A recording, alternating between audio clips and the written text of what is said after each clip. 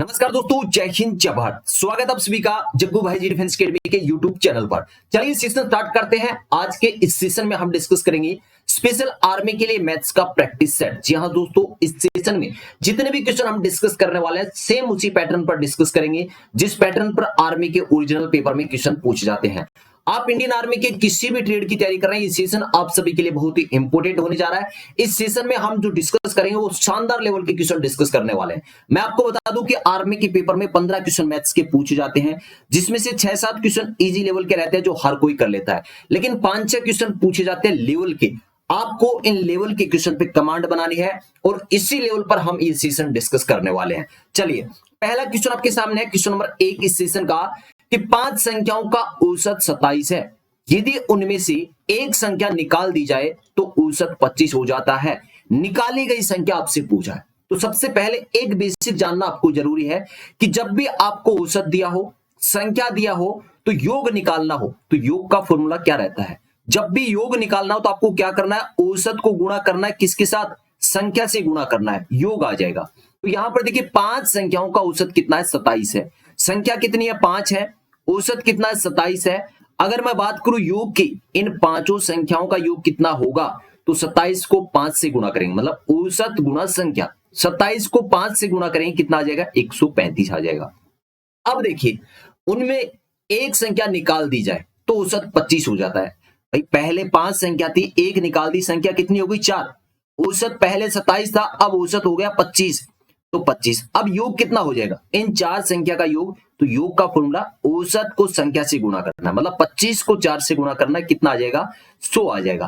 अब आप देख रहे हैं 5 संख्या का योग तो हमारे सामने 135 है। एक संख्या निकाल दी, मतलब संख्या बच गई 4, और 4 का योग कितना है, 100। 5 का योग 135, 4 का 100 है, तो माइनस करेंगे, कितना आ जाएगा, 35। ये आपकी निकाली गई संख्या। ऑप्शन डी इस क्वेश्चन का राइट आंसर रहेगा। Next question, question number 2। इस सेशन में बहुत ही शानदार लेवल के क्वेश्चन हम डिस्कस करने वाले हैं। अगर 5-6 क्वेश्चन जो अच्छे लेवल के पूछे जाते हैं वो आपको कंप्लीट करने ना, तो ये सेशन आपके लिए जरूरी है। चलिए, किसी वस्तु को 72 रुपए में बेचने पर 10% की हानि होती है। 5% का लाभ प्राप्त करने के लिए उस वस्तु का विक्रय मूल्य होना चाहिए। यहां पर देखिए, जब वस्तु को 72 रुपए में बेचा जाता है तो 10% की हानि होती है। एक चीज का आपको ध्यान रखना है कि कोई भी वस्तु का मूल्य अपने आप में 100% होता है। 72 रुपए में बेचा तो 10 की हानि हो रही है, तो मतलब ये कितने प्रतिशत का मान है, 72 कितने प्रतिशत का मान है, भाई टोटल अपने आप में 100% होता है। 10 की हानि होगी तो पीछे जो मूल्य बचा वो बचा 90%, मतलब 72 90% का मान है। 90% का मान कितना है, 72 है। अगर मैं आपसे पूछूं 1% का मान, तो 72/90 हो जाएगा। अब देखिए क्वेश्चन क्या पूछा है कि 5% का लाभ कमाना है तो विक्रय मूल्य क्या होगा। भाई वस्तु का मूल्य अपने आप में 100% होता है, 5% का मुनाफा चाहिए तो हमें निकालना है 105% का मान। ये आप देख रहे हैं 1% का मान है, 105 का निकालना है तो 105 से क्या कर देंगे, गुणा कर देंगे। अब काट पीट दें, आपका आंसर आ जाएगा। 9 की टेबल से काट दिया 10 बार और 9 8 72। अब 5 की टेबल से काट दिया, 5 दूनी 10 और 5 दूनी 10, 5 एकम 5। अब 2 की टेबल से इस 8 को काट दे 4 बार, 21 को 4 से गुणा करेंगे, कितना आ जाएगा, 84 रुपए आपका आंसर आ जाएगा। कितना आ जाएगा, 84 रुपए। ऑप्शन डी इस क्वेश्चन का राइट आंसर हो जाएगा। देखिए एक बार रिपीट कर देता हूं, ये जो 72 है 10% की हानि पर बेच रहा है 72 रुपए में, मतलब ये 72 90% का मान है। और आपसे पूछा है 5% लाभ पर बेचने पर विक्रय मूल्य क्या होगा, मतलब 105% का मान आपको कैलकुलेट करना है। Next question, question number 3। Question number 3 बहुत ही शानदार क्वेश्चन है, इजी लेवल है, लेकिन ये क्वेश्चन बहुत ही शानदार है। वह संख्या क्या है जिसे 0.01 में जोड़ने पर 1.1 प्राप्त होता है। आपसे एक ऐसी संख्या पूछा है जिसमें जैसे 0.01 जोड़ते हैं तो 1.1 प्राप्त हो जाता है। तो देखिए कोई संख्या है, मान लीजिए a है, उसमें जैसे ये जोड़ा तो ये प्राप्त हुआ। 1.1 में से अगर ये माइनस करते तो क्या वो संख्या आ जाएगी, बिल्कुल आ जाएगी। तो 1.1 में से माइनस करना 0.01, तो पॉइंट की सिद्ध में पॉइंट होना चाहिए। अब आप देख रहे हैं पॉइंट से पहले 0 है, पॉइंट के बाद है 0 1 है। अब देखिए 1 के बाद हम यहां 0 लगा सकते हैं, कोई दिक्कत नहीं, माइनस कर दें।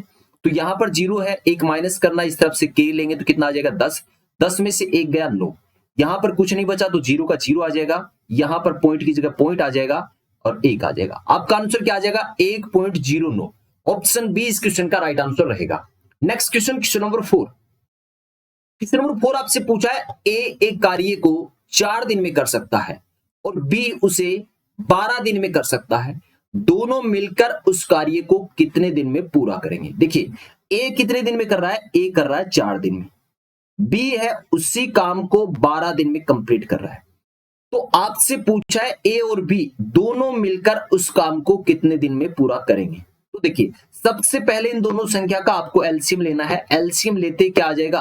कुल काम आ जाएगा। सबसे पहले क्या आ जाएगा? कुल काम आ जाएगा। तो 4 और 12 का एलसीएम लेंगे तो यहां देख रहे हैं बड़ी संख्या 12 है, क्या 12 में 4 का भाग जा रहा है? बिल्कुल जा रहा है। तो ये 12 ही क्या होगा? एलसीएम हो जाएगा। कुल काम कितना आ गया? 12। ए कर रहा है 4 दिन में, तो एक दिन में कितना करेगा? अब ए की समता निकालेंगे और बी की समता निकालने वाले हैं। तो आप देख रहे हैं 12 काम है टोटल, जिसको 4 दिन में कर रहा है। तो मतलब जैसे 12 में 4 का भाग लगाएंगे तो 3 आ जाएगा। मतलब ए एक दिन में 3 काम कर सकता है। बी की कार्य क्षमता निकालेंगे तो 12 में 12 का भाग लगाएंगे, कितना आ जाएगा? 1। आप देख रहे हैं ए एक दिन में 3 काम कर सकता है, बी एक दिन में 1 कर सकता है।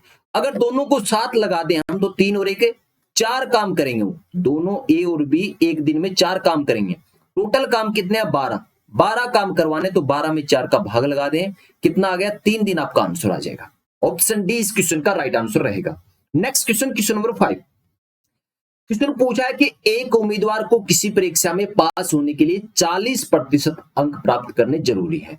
यदि 220 अंक प्राप्त करने वाला उम्मीदवार 20 अंकों से फेल हो गया तो उस परीक्षा के अधिकतम अंक क्या थे? देखने में ये क्वेश्चन थोड़ा बड़ा लग रहा है लेकिन बहुत ही आसान है। समझिए इस क्वेश्चन को। देखिए क्या बोल रहा है कि एक उम्मीदवार को किसी परीक्षा में पास होने के लिए 40% अंक प्राप्त करने जरूरी है।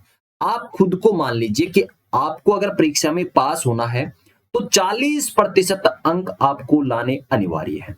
ठीक है, आपने 220 अंक लेकर आए, 220 तो आप ले आए, लेकिन फिर भी 20 अंकों से फेल हो गए तो पास कितने में हो जाओगे? तो 220 तो आप लेकर आए हो, 20 अगर और आ जाए मतलब 240 अगर आपके अंक बन जाते हैं तो आप पास हो जाओगे। मतलब 40% का मान क्या है? 240 है। बस 1% का मान कितना हो जाएगा? 240/40 हो जाएगा। और आपसे पूछा अधिकतम अंक, तो अपने आप में अंक क्या है? 100% है। मतलब 100% का मान आपको कैलकुलेट करना है। ये 1% का मान है, 100 का निकालने के लिए 100 से गुणा कर देंगे। अब काट पीट दिया, आपका आंसर आ जाएगा 0 से 0। 4 की टेबल से 24 को काट दिया 6 बार, 6 को 100 से गुणा करेंगे, आंसर कितना आ गया? 600 आपका आंसर आ जाएगा। ऑप्शन सी इस क्वेश्चन का राइट आंसर है। Next question, question number 6।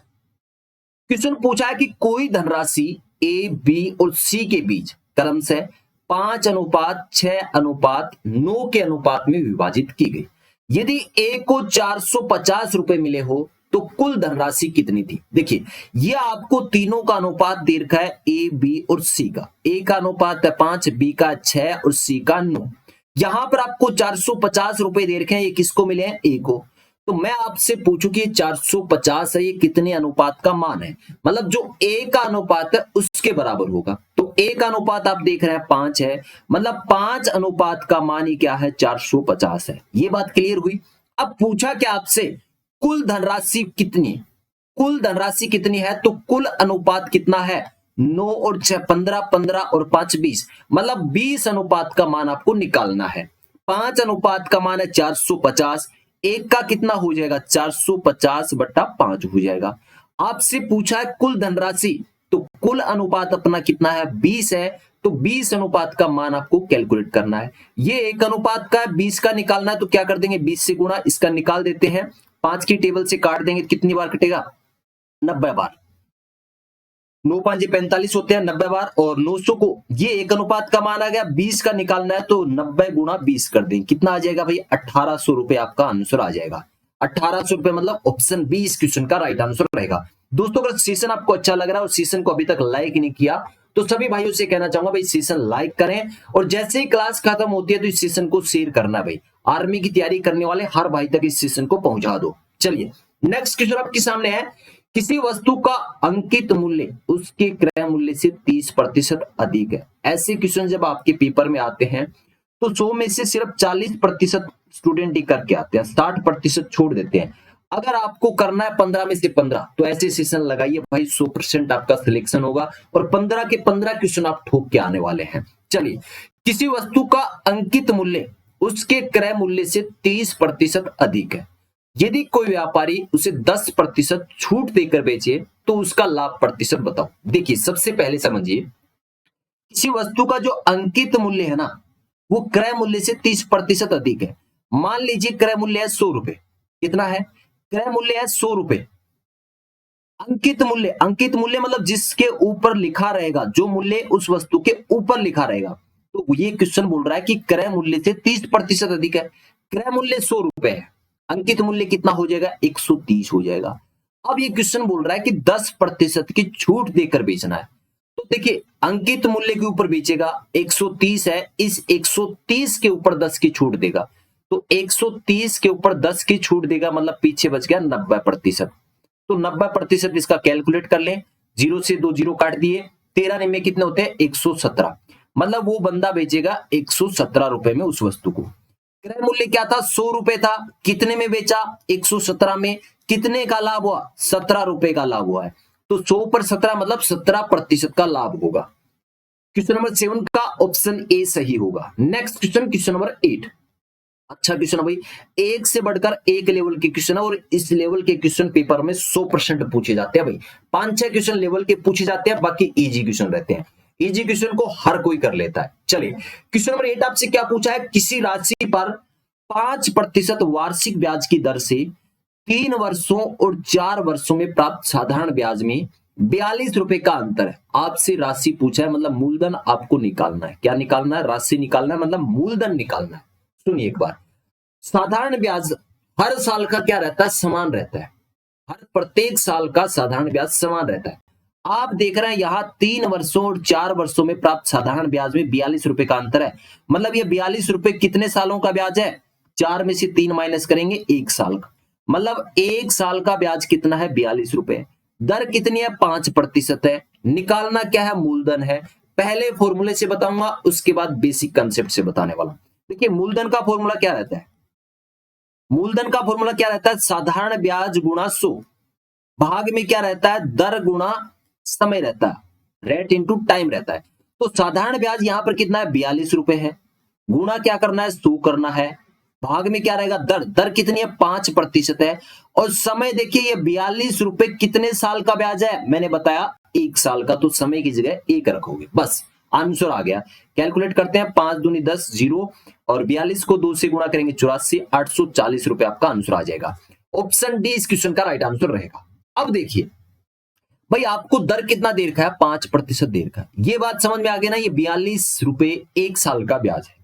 दर कितनी है? 5%। मतलब आपका धन 1 साल में 5% बढ़ेगा।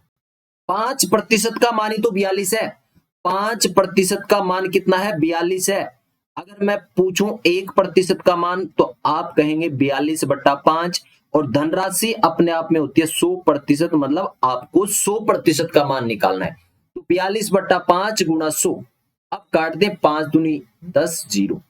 तो 20 को 42 से गुणा करोगे, वही आपका आंसर आ जाएगा 840। Option D. Next question, question number 9। Question number 9 आपसे पूछा है कि 100 मीटर लंबी एक रेलगाड़ी 30 किलोमीटर प्रति घंटा की चाल से चल रही है। रेलवे लाइन के किनारे खड़े एक व्यक्ति को पार करने में कितना समय लेगी? मतलब क्या पूछा आपसे? समय पूछा है। तो समय का फॉर्मूला क्या रहता है? दूरी बट्टा चाल। क्या रहता है? दूरी बट्टा चाल। अब आपको ध्यान रखना है, जब भी कोई रेलगाड़ी प्लेटफॉर्म के पास खड़े किसी व्यक्ति को अगर पार कर रही है, तो हमेशा दूरी क्या होगी? रेलगाड़ी की लंबाई होगी। क्या होगी? रेलगाड़ी की लंबाई होगी। दूरी में क्या लोगे? रेलगाड़ी की लंबाई। तो रेलगाड़ी की लंबाई कितनी है? 100 मीटर है। मतलब दूरी आपकी कितनी है? 100 मीटर है। आप देख रहे हैं चाल किस में दे रखा है? किलोमीटर प्रति घंटा में। चाल दे रखा आपको 30 किलोमीटर प्रति घंटा। इसको हम कन्वर्ट करेंगे मीटर प्रति सेकंड में, क्योंकि ऊपर दूरी हम मीटर में ले रहे हैं, तो चाल हमें मीटर प्रति सेकंड में लेना होगा। तो मीटर प्रति सेकंड के लिए 5/18 से गुणा करेंगे। तो 5/18, 18 नीचे, ये कहां चला जाएगा? ऊपर चला जाएगा। अब काट पीट दे, आपका आंसर आ जाएगा 0 से 0, 3 की टेबल से 18 को 6 बार और 5 की टेबल से इस 10 को 2 बार, 6 दूनी 12, 12 सेकंड का समय लगेगा। ऑप्शन सी इस क्वेश्चन का राइट आंसर रहेगा। कंसेप्ट क्या है कि जब भी आपको किलोमीटर प्रति घंटा में चाल है उसको मीटर प्रति सेकंड में बदलना हो तो 5/18 से गुणा कर दे। ठीक है, नेक्स्ट क्वेश्चन डिस्कस करते हैं। Question number 10। क्वेश्चन नंबर 10 आपसे पूछा है कि 2/3, 4/5 तथा 6/7 का महत्तम समापरिवर्तक कितना है। तो देखिए, जब भी भिन्न संख्याओं का एलसीएम या एचसीएफ आपसे पूछे तो क्या करना है। देखिए यहां पर क्या पूछा है, एचसीएफ पूछा है, महत्तम समापरिवर्तक आपसे पूछा है। तो क्या करना है, अंशों का एचसीएफ निकालना है, भाग में हर है, हरों का क्या करना है, एलसीएम निकालना है, यही आपका आंसर होगा। तो ऊपर देख रहे हैं आप 2, 4 और 6 का तो क्या करना है, एचसीएफ निकालना है। 2, 4 और 6 का एचसीएफ कितना हो जाएगा, सभी में कॉमन फैक्टर क्या है, 2 है, तो एचसीएफ तो हो जाएगा आपका 2। एलसीएम किस किस का निकालना है, 3 और नीचे क्या है 5 है और 7 है। इनका एलसीएम निकालोगे आप तो 3, 5 और 7 फैक्टर हो जाएंगे, तो 5 दिया 15, 15 7 105, तो 2/105 आपका आंसर रहेगा। ऑप्शन बी इस क्वेश्चन का राइट आंसर रहेगा। एक बार रिपीट करता हूं, यहां पर देखिए भिन्न संख्याओं का आपसे क्या पूछा है, महत्तम समापरिवर्तक। तो आपको क्या करना है, अंश मतलब ऊपर वाली संख्याओं का तो एलसीएम निकालना है, जो पूछा जाए ऊपर वाली संख्याओं का वही निकालना है, नीचे वाली संख्या मतलब हर संख्या है उनका एलसीएम निकालना है और आपका आंसर आ जाएगा। Next question, question number 11।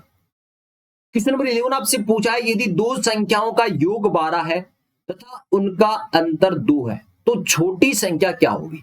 यहां पर देखिए क्या दिया है, दो संख्याओं का योग तो आपको दे रखा है 12, अंतर कितना दे रखा है 2। मान लीजिए दो संख्या है ए और बी, ए और बी का आपको योग कितना दे रखा है 12 और दोनों का अंतर कितना दे रखा है, अंतर दे रखा है 2। मैं आपसे बोल रहा हूं भाई इन दोनों को एक बार जोड़ दो, ए प्लस बी में ए माइनस बी जोड़ दो, ए प्लस बी में जैसे ए माइनस बी जोड़ देंगे मतलब इस संख्या में ये जोड़ दो तो 12 और 2 14। आप देख रहे हैं ये प्लस का बी और ये माइनस का बी कैंसिल हो गया, ए और ए कितना हो गया 2 ही, 2a बराबर कितना हो गया 14। ये 2 ए के किस में गुणा में है तो आगे भेजेंगे तो भाग में चला गया, 14 में 2 का भाग देंगे 7, मतलब एक संख्या आपकी कितनी आ गई 7 आ गई। मतलब दो संख्या जिनका योग है 12, एक संख्या 7 है तो दूसरी क्या हो जाएगी 5 हो जाएगी। आपसे पूछा है छोटी संख्या क्या है 5 है, आपका आंसर हो जाएगा option A. Next question, question number 12। Question number 12 शानदार क्वेश्चन है भाई। देखिए एक से बढ़कर एक क्वेश्चन लेकर आया हूं, ऐसा नहीं है कि इस सेशन में बिल्कुल आसान क्वेश्चन आपके लिए लेकर आ गया हूं, अच्छे लेवल के लेकर आया हूं भाई। चलिए यहां पूछा रूट 0.25 गुणा 2.25 का सरलीकृत मान क्या है। तो देखिए सबसे पहले आपको क्या करना है, इन संख्याओं के पॉइंट हटाने हैं और फिर उनका क्या करना है, रूट करना है मतलब वर्गमूल निकालना है। तो पॉइंट के बाद कितनी संख्या 2, तो क्या कर दे नीचे एक के बाद 2 जीरो लगा दे बस, गुणा यहां पर देख रहे हैं पॉइंट के बाद 2 संख्या है तो यहां 225 बट्टा कितना हो जाएगा 100 हो जाएगा। अब इनका क्या करना है, आपको वर्गमूल निकालना है, रूट निकालना है। तो 25 का कितना हो जाएगा 5 हो जाएगा क्योंकि 5 की वर्ग संख्या 25 है। 100 का वर्गमूल कितना हो जाएगा 10 हो जाएगा, गुणा 225 का कितना हो जाएगा 15 क्योंकि 15 की वर्ग संख्या है 225 और 100 का कितना हो जाएगा 10। अब गुणा कर दो, 15 को 5 से करेंगे कितना आ जाएगा 75, 10 को 10 से करेंगे 100। अब वापस पॉइंट लगा दो, एक के बाद कितने जीरो है 2 जीरो है तो ऊपर 2 संख्या छोड़ के जीरो पॉइंट लगा दें, 1 2 यहां पर पॉइंट आ जाएगा, मतलब 0.75 आपका आंसर रहेगा। 0.75 किस ऑप्शन में है, ऑप्शन सी में। पॉइंट के बाद संख्या है फिर जीरो लगे उसकी कोई वैल्यू नहीं है, कितने भी जीरो लगे हो तो ये आपका आंसर हो जाएगा 0.75। Next question, question number 13। Question number 13 आपसे पूछा है, यदि ए 360 से 20% अधिक है तो ए का मान क्या होगा। कोई संख्या है ए जो 360 से 20% अधिक है, 360 अपने आप में 100% है, लेकिन ये जो ए है ये इससे 20% अधिक है तो डायरेक्ट कैलकुलेट कर सकते हो। 360 अपने आप में 100% है, एक संख्या है जो इससे 20% अधिक है तो डायरेक्ट क्या कर दो 120% निकाल दो। तो 2 जीरो से तो ये 2 जीरो कैंसिल कर दिए। 36 को 12 से गुणा करना है तो 12 6 72 का 2 कैरी 7, 12 या 36 और 36 और 7 कितने हो गए 43, 432 आपका आंसर आ जाएगा। ऑप्शन बी इस क्वेश्चन का राइट आंसर रहेगा। नेक्स्ट क्वेश्चन, क्वेश्चन नंबर 14, आज के सेशन का सेकंड लास्ट क्वेश्चन आपके सामने है। एक आयत का परिमाप और उसकी लंबाई क्रमशः 40 मीटर और 12 मीटर है, उसकी चौड़ाई कितनी होगी। देखिए सबसे पहले क्या दे रखा, आयत का परिमाप। तो आपको पता होना जरूरी है कि आयत के परिमाप का फॉर्मूला क्या रहता है। तो आयत के परिमाप का फॉर्मूला होता है 2 गुना L plus B. L plus B बराबर आयत का परिमाप कितना दे रखा है 40 मीटर, तो क्या बराबर में 40 रख सकते हैं, कोई दिक्कत नहीं। यहां देखिए ये 2 गुना में है, आगे जाएगा तो किसका हो जाएगा, भाग का। एल प्लस बी कितना हो जाएगा, 40 में 2 का भाग देंगे 20। अब आप देख रहे हैं ये 12 मीटर आपको क्या दे रखा है, 12 मीटर दे रखा है लंबाई। लंबाई कितनी दे रखा है, 12 मीटर। आपको पता है लंबाई और चौड़ाई को जैसे जोड़ेंगे तो 20 आएगा। तो लंबाई 12 है तो चौड़ाई कितनी हो जाएगी, चौड़ाई हो जाएगी 8 मीटर। कितनी हो जाएगी, 8 मीटर। ऑप्शन बी इस क्वेश्चन का राइट आंसर रहेगा। Next question, question number 15, session का लास्ट क्वेश्चन आपके सामने है कि एक घड़ी में घंटे की सुई 12 घंटे में कितना कोण घूमती है। तो आपको भी पता है घड़ी एक वर्त जैसा होता है, 12 घंटे में सुई क्या पूरा घूम के आएगी। तो पूरा घूमने का मतलब 360 डिग्री। कितना, 360 डिग्री। ऑप्शन ए इस क्वेश्चन का राइट आंसर रहेगा। तो दोस्तों आज के इस सेशन में 15 क्वेश्चन में से आपका स्कोर लगभग कितना रहा, कमेंट करके जरूर बताओगे। आज का सेशन आपको कैसा लगा कमेंट करके जरूर बताना है।